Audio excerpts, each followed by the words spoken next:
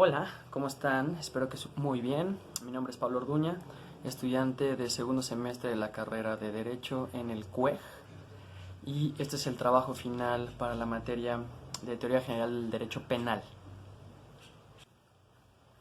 Lo que vamos a hacer es un análisis del caso de Pablo Lyle a través de los 7 elementos de la teoría del delito. Voy a hablar de los hechos a grandes rasgos.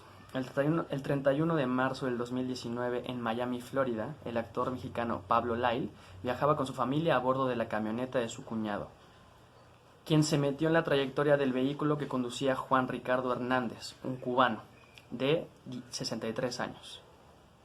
Hernández se bajó de su auto y se acercó al cuñado de Lyle para golpear violentamente la ventanilla. El hombre furioso regresó a su vehículo, pero Lyle no dejó el incidente ahí. Salió corriendo de la camioneta y se dirigió a Hernández. Una vez frente a él, le dio un puñetazo que dejó en el suelo al sujeto. 3 días después, Juan Enrique Hernández fallece a causa de las heridas. Muy bien, ahora vamos a hacer un análisis del caso con respecto a los 7 elementos de la teoría del delito. Vamos a comenzar con la conducta. Vamos a entender la conducta como el comportamiento humano que tiene un propósito, ya sea por acción o por omisión. Hablemos de la conducta realizada en el caso que estamos analizando. Partamos del hecho de que Pablo sí tiene la voluntad de golpear a el señor Hernández. ¿Por qué? Pues en un rush de violencia, de agresividad, de enojo, él sí tiene toda la voluntad de hacerle daño. Dentro del hecho, Pablo justifica haber golpeado a la víctima en un son de querer defender a su familia, ya que el agresor se había bajado de forma muy violenta a agredir a la camioneta donde estaban sus hijos, su cuñado y por ende su familia. Desgraciadamente, esta acción de defensa supuestamente de Pablo hacia el cubano se suscita mucho tiempo después de la agresión del señor Hernández. El nexo causal en un principio derivó simplemente en desmayar al conductor. Desgraciadamente, esta acción deriva en su fallecimiento 3 días después. Por un lado tenemos que la conducta de Pablo sí era agredir al conductor, sin embargo él nunca deseó matarlo, y ahí es donde se agrava la situación. Con respecto a nuestro primer elemento de conducta, no existe su elemento negativo, que es decir, la ausencia de conducta. Nos iremos con el segundo elemento, la tipicidad. La tipicidad se puede entender como un encuadramiento de la conducta con la descripción hecha en la ley, ¿de acuerdo? Este caso es muy interesante, ya que este hecho puede tipificarse de más de una manera. Si nosotros vemos solo el elemento en donde Pablo golpea al señor Hernández, eso puede tipificarse de la siguiente manera. El Código Penal de la Ciudad de México, en su artículo 137, define la conducta de la riña como la contienda de obra entre 2 o más personas con el propósito de causarse daño.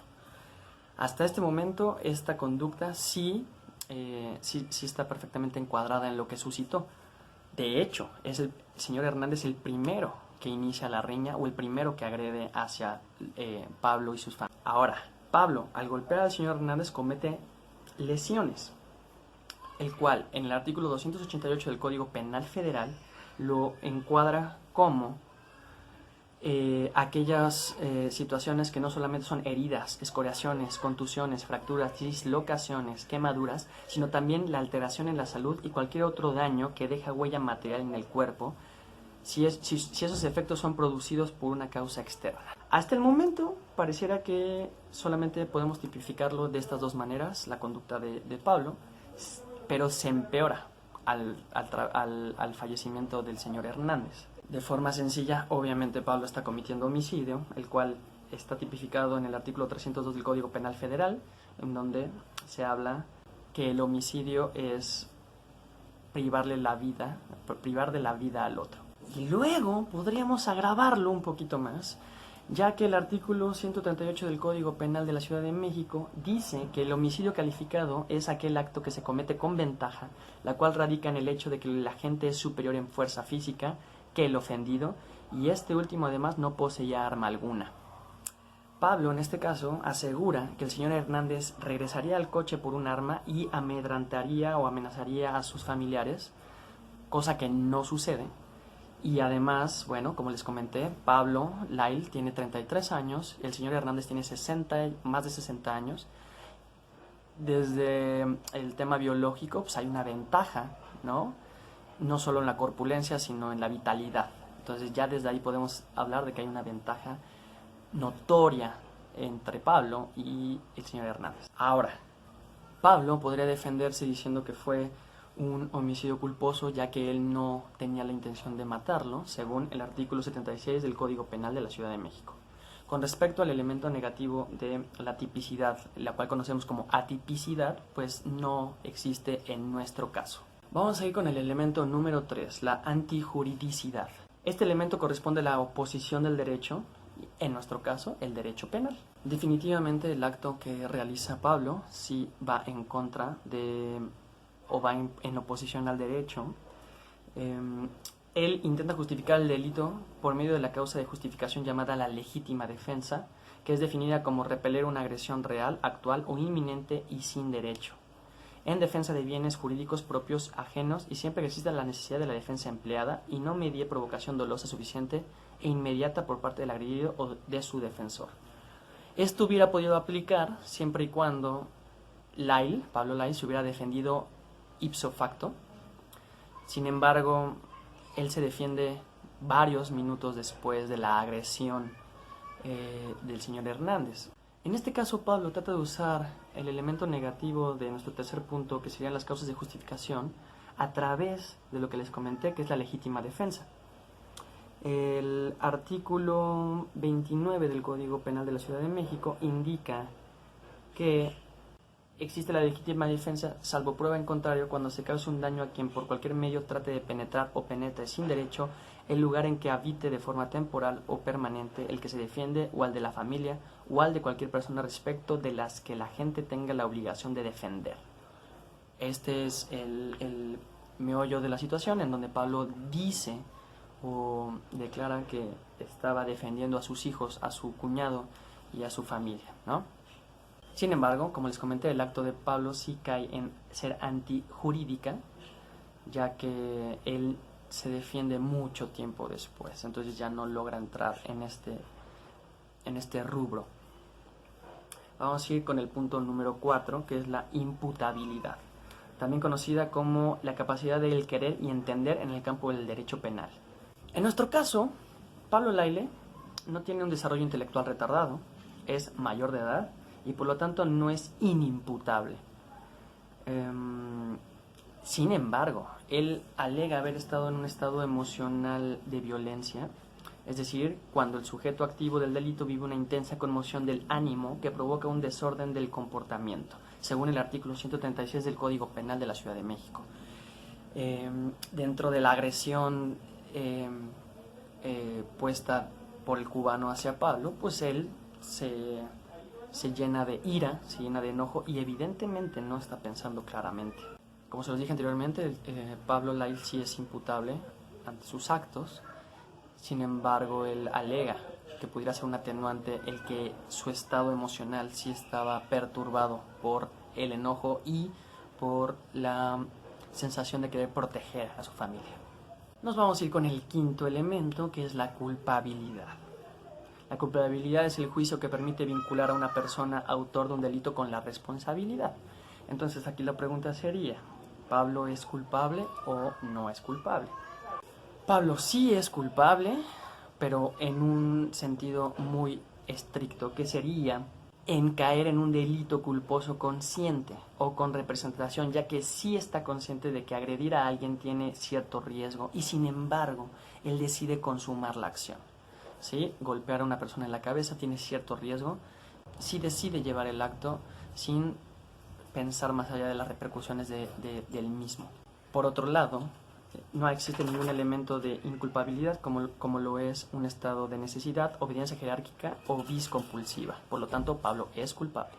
De ahí pasamos al sexto elemento, que son las condiciones objetivas de punibilidad. Y bueno, son todos aquellos requerimientos básicos en el orden procesal que evidentemente sí fueron llevados a cabo correctamente durante el proceso del caso. Entonces, aquí no existe la parte negativa, que sería la ausencia de condiciones objetivas de la punibilidad. Pasemos al séptimo elemento y último, que es la punibilidad per se, que se puede definir como la consecuencia misma de cometer un delito. ¿De acuerdo? Vamos por partes. Según el artículo 293, el que infiera lesiones que ponga en peligro la vida se le impondrá de 3 a 6 años de prisión. ¿De acuerdo? Entonces, en este caso, Pablo, pues, en una pena máxima tendría que estar 6 años en prisión. Sin embargo, la situación puede caer en una situación de riña. Al que infiera a otro lesiones de riña, se le impondrá la mitad de las penas que corresponden por las lesiones causadas, según el artículo 133 del Código Penal de la Ciudad de México. Si nos vamos a la mitad, por lo tanto, Pablo tendría hasta el momento una sentencia de 3 años, no de 6. Y se le agrava un poco más, según el artículo 157 del Código Penal de la Ciudad de México, porque a quienes después de lesionar a una persona culposa o fortuitamente no le presta auxilio o no solicite la asistencia que requiere pidiendo hacerlo, se le impondrá de 15 a 60 días de multa. Recordemos que Pablo, después de haber golpeado al señor Hernández, huye de la escena.